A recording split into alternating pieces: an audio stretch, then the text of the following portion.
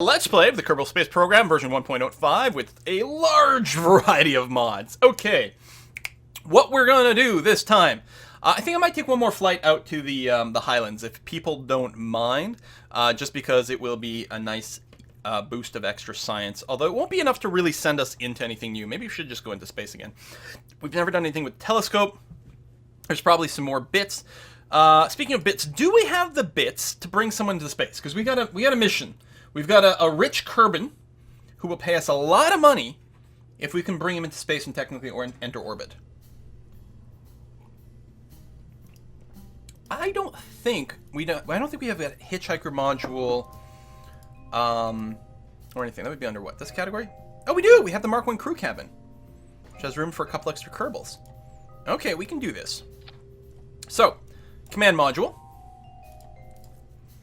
The Mark 1 crew cabin, which by the way looks excellent, and we'll have to add that to our plane. It looks freaking amazing.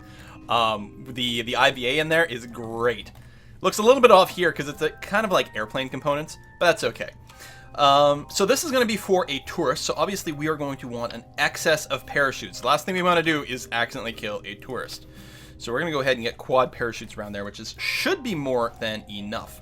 We're going to want some extra science as well, so we're going to attach one of these quad core bits here. This is part of the UKS Universal Storage mod, I think.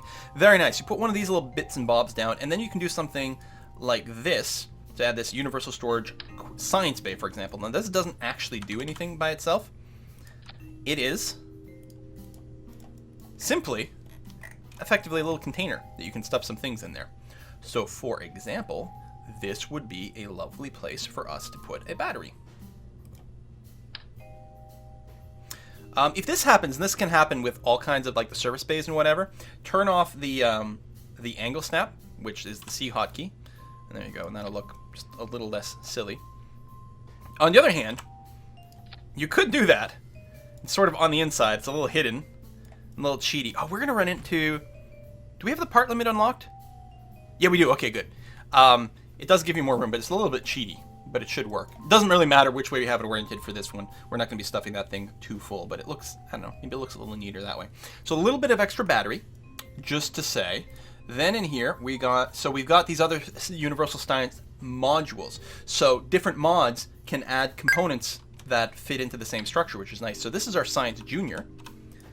Much more space efficient there. I think it's a little more expensive, but it looks nice. There's our orbital telescope, which we've never done science with. It's this thing here. They're exactly the same. And then we can get a goo container as well. I don't know if we're going to run into any new places for those things, but we may as well do it. We can fit in a too hot thermometer. If I can pick it up. There's something weird going on. I've never had problems picking it up. Let's go ahead and not angle snap it. We don't have the barometer yet unlocked. That is it for science. I'm going to add a FS3I info pop-up module finally on my ship. I can put it maybe on the outside somewhere. Maybe right here. So this is going to be interesting. This is going to get us a little bit more diagnostic information if something were to go wrong on our ship. So, yeah, we just got that thermometer. I think I'm going to pack in some more batteries. It'll be aerodynamically good. It might be a little off center of mass, but not very much. So there we go. So now we are going to be up to... we not get the materials display telling us how much power we got? Anyway, that's going to be a good amount of it. We still don't have life support. Although we do have it unlocked. We could do that in case we do get stuck in orbit. No, what could possibly go wrong? We're going to be fine. There are no drogue chutes yet, right? No. I may as well go ahead and put another parachute on there. It's at least aerodynamically stable, which is nice. And... do I want an antenna? No. Because honestly, I don't want to risk using my battery power to transmit this. So this is the thing we're going to try to bring back home. It is pretty large, which isn't great. It's certainly going to be heavy. We do have enough chutes, though, so that'll be fine. And the heat shield. The big question will be, can we keep it stably sort of butt first coming back in? Maybe with little fins or something? I don't know. I think that's going to be fine. And then we're going to put in a... Separatron, which is under what? Structural? Stack decoupler, rather, not Separatron. They're slightly different things. Gonna get that. And then maybe a couple of those, plus a swivel engine. Okay, thrust weight on that is very good. It's got more than enough power to keep moving this forward. We're going to move you up. And then I'm basically going to duplicate this. And then we'll have to fix the staging. So you go there. And you go there. I think what I'm going to do, because that's not quite enough thrust, or enough delta V. What I'm going to do is I'm going to extendo this. Maybe not quite by that much. We'll say a trio that way. Put you down there. So our thrust weight is a little low. This would take off very slowly and do something more akin to hovering than really moving. Put angle snap back on, put on some symmetry. I'm not using radial decouplers, and I don't have the fuel things. So all three of these are going to burn simultaneously. But now we've got an acceptable thrust to weight ratio, so we're going to go, and we've got enough delta V to go orbital if we are careful. I think I might actually add a wee bit more go juice to this level, though. Which I don't need extra engines. That would just add cost and a little bit of extra weight. Like the engines themselves are weight that... Engines make you go up faster, they don't make you go further. Whereas gas tanks make you go up a little slower, but they can make you go further. So we're at 4,500 delta V, which should be a crazy high amount of delta V. Should be really good. We're going to have some of these winglets down here at the bottom. They're control surfaces. We're going to go into quad symmetry. Put it like that. That should work out pretty well. And I'll also put in a few basic fins at the top here. I don't think these are really going to be biting into anything, but they look cool, don't they? All right. Is this everything we need? We've got all the science I have access to. We've got parachutes. That's important. We could consider more reaction wheel for this top bit here. It's a little bigger and heavier and to turn maybe than some, and if we're worried about making sure that we can keep the right angle of attack on re-entry, so I'll put a little reaction wheel there. So reaction wheel will help me be able to twist this top part a little bit more. Plus this bit is kind of long, and if we're trying to maneuver in space, it'll be possible with just the reaction wheels on the core thing, but it'll be easier if we have a wee bit more going on.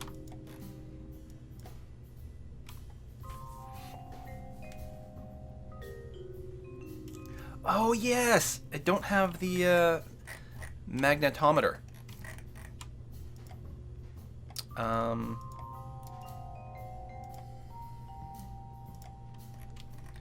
I think we might be able to squeeze one right between the batteries. If I turn off symmetry and turn off snapping. No.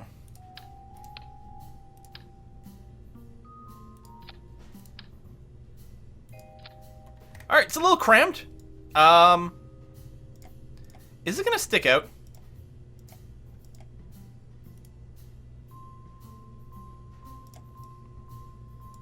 I don't think that's a problem. Classic Kerbal engineering.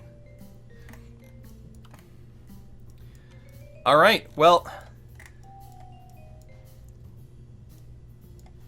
This is going to be the Space Bus Mark 1.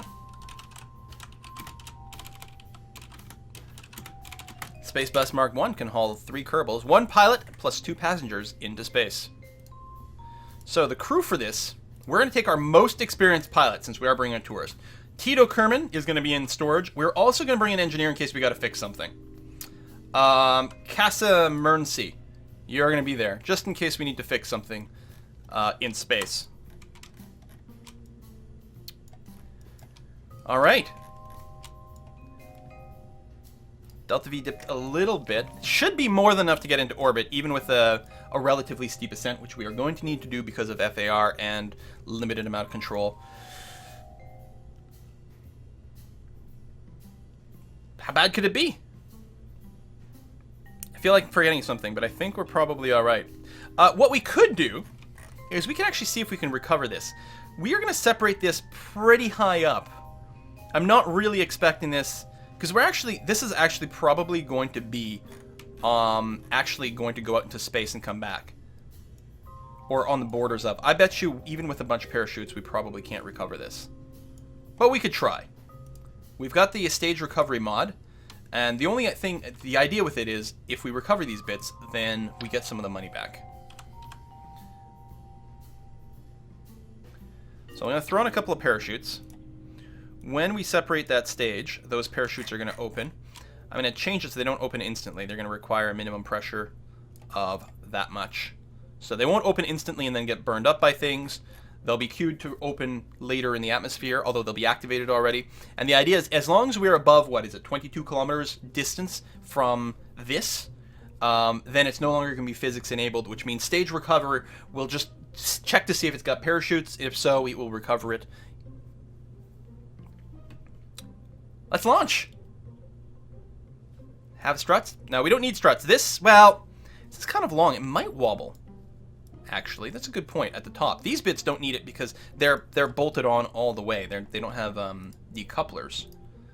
But to stop the top from wobbling at launch, it might actually be a very good idea to get those struts there. All right, let's do it. Surely there's a heat shield. Yes, we put one on. What's the goal here? Our goal in this one is to get into orbit and come back, maybe get a little bit of science, but it also completes a tourist mission. So this mission will mostly pay for itself. We're actually going to get nice experience on our... Whoa! At least it's tipping the right way. We want to go that way. I don't remember. I think we did actually have the support things that we... hey, we can extend this thing even without opening and closing the bay. That's kind of hacks, but all right. Transmit science? No, we have no transmitter. So you know what? Let's just recover this vessel because we're going to want a fresh magnetometer. There should be an antenna to transmit a little bit of science. Oh, I did it because I didn't want to use the battery.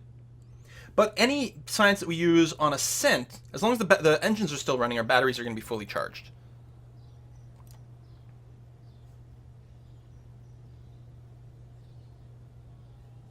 You already had those. Anyway. So yeah, let me see if I got the support things, because that was looking a little bit silly. At a certain point, your ship gets so heavy you can't really just have it resting on the ground anymore anyway. So this is where Quill manages to kill 3 Kerbals at once. Hey, well, we got to get up to our 1 Inging count.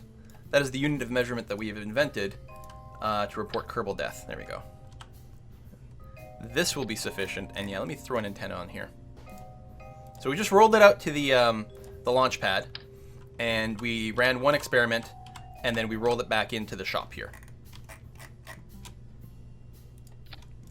There we are. Save. Launch again.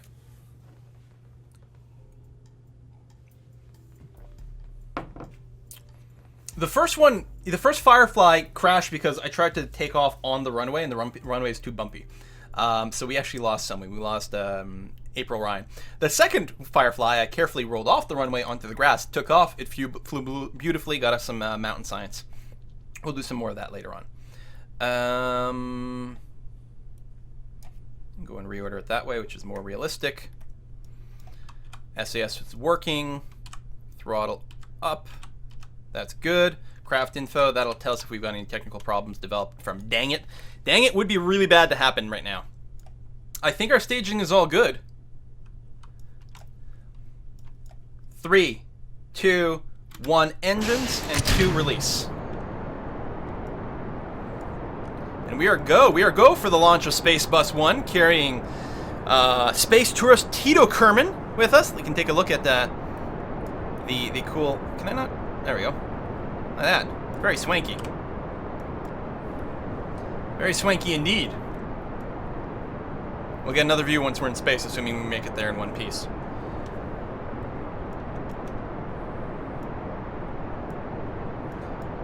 Alright, we're going to go and start the gravity roll. You got to be a little bit careful. Again, with FAR and such a long thing, it's very easy for the aerodynamic effects to be a little too dangerous. We're going to just wait until the prograde marker pitches over around 10%-ish. Most of the way there. And there we go. And I'm just going to tell our pilot to stay on surface prograde. He's going to try to keep the ship pointing in the direction that it's going, but because of gravity turn, that is going to keep slipping. So he's naturally going to keep tipping over. It doesn't look like he's turning quite as quick as we would like, so I'm going to go and encourage a wee bit more of this. Just going to try to stay a little bit on the right-hand circle. Ideally, I would like to be at the 45-degree marker at 15,000 kilometers. Again, it's a little bit more dangerous to do in FAR. So we're being more cautious with the steeper run here. It's less efficient, though, and we do want to enter orbit. And we don't have that much delta V. Mostly because we don't have the fuel things, but there we go. Oh, I got some new science. Nope, just for a second. Oh, we must just been on the border of the biomes. You can get some weird things going on there. Speed is good. We haven't had any particular like wonky mock effects or anything. We're very solid now. We could probably go ahead and turn a little bit more aggressively now. Oh, actually, we're already having an Apoapsis of 83. Which means we're already destined to go into space at this point. Okay, the atmosphere is thin enough now. I'm going to just set it to regular stability assist. I'm going to feel very comfortable turning completely sideways here. And starting to burn towards the horizon just to try to circularize. The air is thin enough that I can go this far off prograde. This will increase our Apoapsis a little bit, but mostly what it's doing is it's bringing up our periapsis. Our time to Apoapsis is still climbing, which is not what we're looking for. Let me go and bring this down then. If you throttle down, there we go. What I could do, oh, there we go, and we just ran out of that juice completely, which is fine. But you can see, actually, these things are going up into space now, and that's exactly what I was talking about. This whole thing is going to space, which means it probably won't be recoverable. So really what I should do at this point is probably just wait until I reach Apoapsis, and then we'll burn there. Again, slightly inefficient, but there we go. We'll get some scans. And the telescope scans as well. New data. I'll go ahead and transmit this. We can refill our electricity by burning this engine, so that's going to be great. We'll transmit that as well. It's nice when things transmit 100%. We can get rid of the FAR data. That's going to be perfectly fine. Okay, time to Apoapsis. I'm thinking we're going to start a burn towards the horizon with about 30 seconds left on the Apoapsis clock. That'll probably still be well early, especially with the amount of thrust to weight ratio that we're packing right now. And our goal will be to circularize so that we technically enter orbit. We haven't used any of this fuel. We massively over-designed it. But you know what? When you're carrying tourists, you over-design things. We actually probably could have made it to high orbit and get a whole new whack pile of science. We actually still could. Coming in at 30 seconds. If I go for a full burn now... Oh, we actually got to light the next engine. Oh, time to Apoapsis is still dropping, but not too quickly, which is good. All right, that means we didn't start too early. I mean, we probably still could have waited a little bit. When you start the burn and your time to Apoapsis is increasing, it means that you don't have to start it quite yet. You've got more time to wait for the most efficient positional burn. Slowing down. This will pause and then start to climb relatively soon. There you go. It is climbing, so I can just throttle down. I want it to drop. Ideally, we want to circularize right when this hits 0. That's sort of the most optimal thing. We're not quite going to get that. Let's go ahead and lock you to prograde now. Throttle down some more. There you go. Time to Apoapsis is dropping. But again, slowly. Periapsis is going up. Well, it's negative right now. I don't know if you guys can see. There's a little minus sign. So yes, it is going up. Time to Apoapsis is climbing in, so I can throttle down some more. Still going up, even with almost no burn. So we will clearly be circularizing at any moment now. And we don't have that much fuel, actually, so we're not going to go into upper orbit. We're going to have just enough to finish the circularization, turn around, and slow us down. And we only need a trickle of power to slow us down, because all we have to do, really, in the worst-case scenario, is make sure we drop our periapsis down below 70 again, and eventually the atmosphere will slow us down. So there we go! We're back in space. That should satisfy our tourists. We do have to bring them home. But let's verify if we bring up this thing over here. Space tourism. Oh, right! I forgot about it. He's got to be up here for 4 hours. Oh, and the Perry's got to be above 75? There. I have no idea, like, how the life support system works. When do they die? I think in this system, they don't die if they don't have enough life support. I think they just go dormant. But I actually don't know in this system. Why didn't I just bring some supplies? That is very disappointing.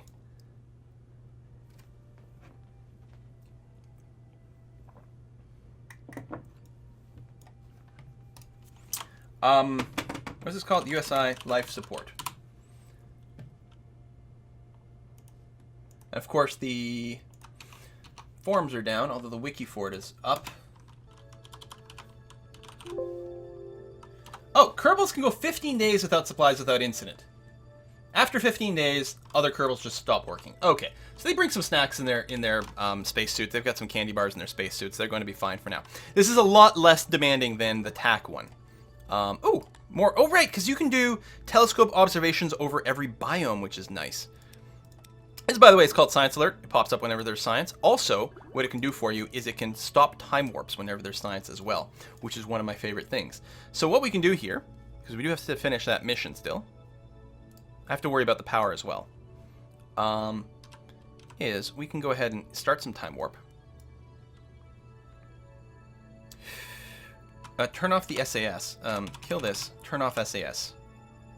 There we go. That'll use a little less power. I gotta stop transmitting anything, though. Hey, stage recovered. It worked. Huh, alright. I gotta stop transmitting anything. Power's getting drained slightly, but not much. We still have the engine, actually, that can recharge our power. Oh, we had new science for a second there.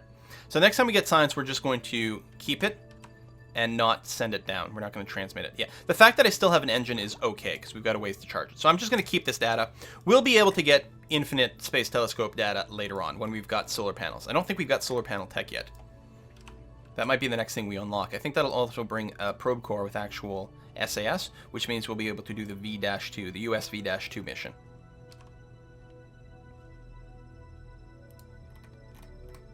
Time remaining. Oh, wow. We got a good long time to go. Running out of power won't kill our Kerbals like last time. And again, as soon as I light the engine, which you can light the engine if you don't have power. I think. Pretty sure. The other thing I can do for safety. Oh, I should do that. The bay here. I can... No. There we go. Open the bay doors. Well, I guess I was clicking on the batteries. I can turn off one battery. Now, I'll never use the charge from that battery. But I can turn that back on even if we have no power. So push comes to shove, we can turn that back on. But I'm pretty sure we'll still be able to light the engine whenever we want and regenerate our power. So I'm just waiting until this time goes down. We're limited to how fast we can fast forward here because of our orbit. So I think what I'm going to do... So I can't go faster than times 50. But I'm going to make a more hard quick save. What I can do is I can go back to the Space Center while this is going on there, and from the Space Center, I can fast forward more. Pretty sure you can turn on engines without power because you have pilot on board. Without engine on a probe, you're in a precarious situation. True, although probes can toggle the battery packs on and off, at least. So, from here, I can fast forward more. So times 100, which is twice as fast as before, and then times 1,000. So that'll all tick down. I could go faster than this, but it seems pretty risky. An hour left, 30 minutes, 20, 10, and boom. All we need to do is recover Tito Kerman now.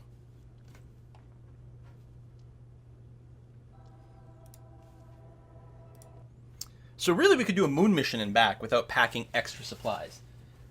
They got some stuff stowed under their seats. They got a bunch of finished chocolates in their pockets. They're good to go. Gotta assume there's a certain amount of snacks in here, basically, is the way it goes. And I still have battery. Still have power. Amazing. Okay, let's go ahead and toggle that. We'll also toggle that battery pack back on, since we're good there. I guess you don't use power if you're not controlling a ship. That's part of it, isn't it? We are going to stow the telescope as well. So we've got no problems, nothing going wrong. Everything is awesome. We're going to turn on retrograde hold, and then we're going to hit the brakes. And again, it would be nice if we landed in a different biome. But I'm really bad about actually making that work out. So I'm just going to go for a landing.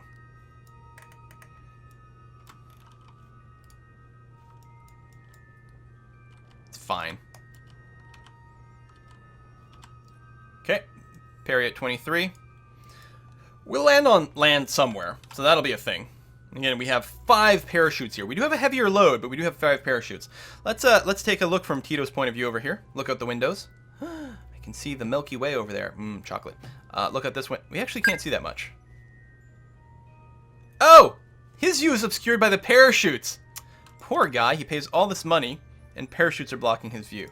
There's Tito over there, nice little suit. So, who is this? Who's our scientist?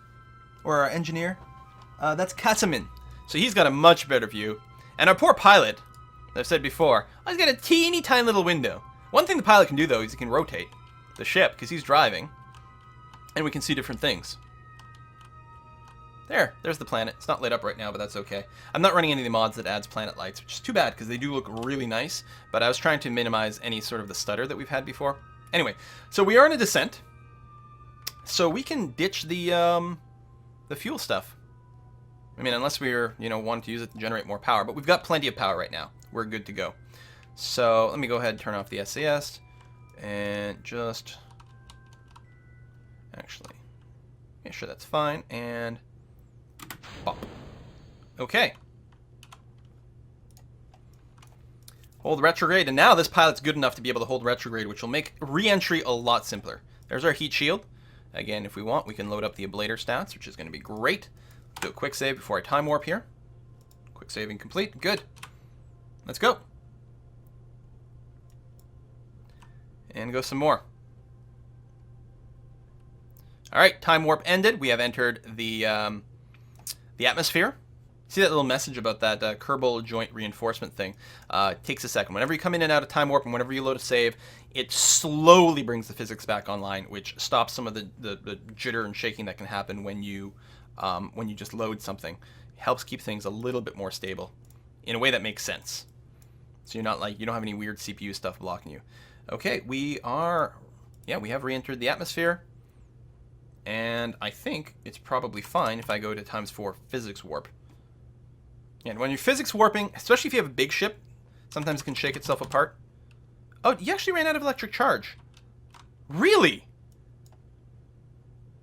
I didn't realize you would be SASing that harder. I mean, we do have the other SAS. I think that's bad.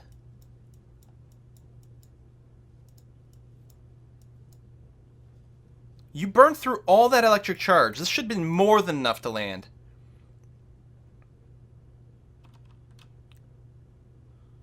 Should have just had it on stability or turned it off. Maybe actually, I probably should have turned off this reaction wheel or brought it in manually. I mean, we are coming around to the retrograde. So that's something. No, I don't have that restricted power. I turned it back on. I shouldn't have. But I turned it back on. We might have tourist death incoming.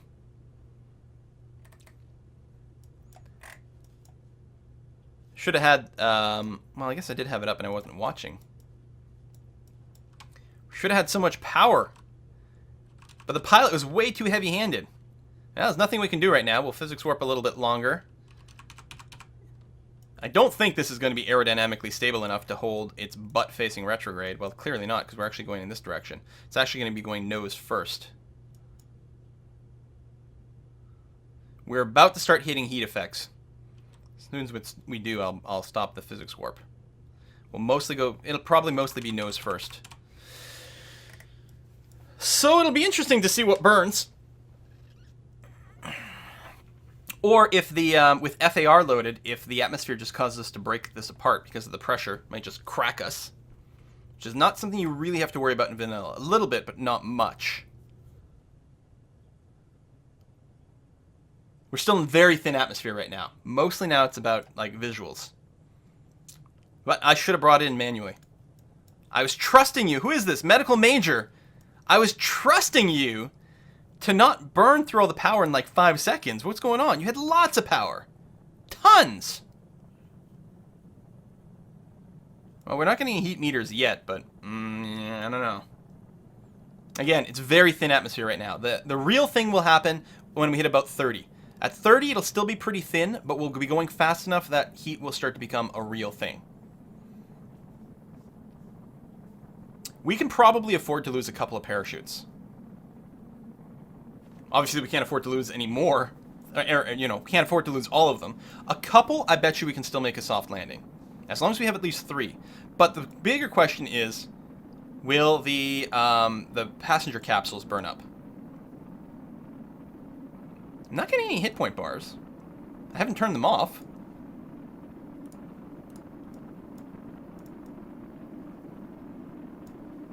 I'll hide the ablator since it's really not doing anything for us. It's just some extra noise. There's some real pretty lights in the sky for anyone below us. Okay, we're at 41. Again, the air is still pretty thin here. We're not hitting the biggest source of it. But very soon, it will start to be a bigger thing. I'm happy I'm not going nose first, actually, because we're actually getting a lot more surface breaking our speed and spreading out the heat, as opposed to having it all concentrated on the nose cone. And if we just lose the nose parachute, that would be fine. Alright, we're entering the 30s. Still have over 2,000, well, let's go to surface mode. Yeah, about 2,000 meters per second to burn off. I mean, once we've burned off 1,000, we should be safe. Once we drop below 1,000, we shouldn't have any more heating effects at that point. Because even though we'll still be supersonic, we'll still be, at that point, we'll be high enough, the air will be thin enough that we're not getting heat effects.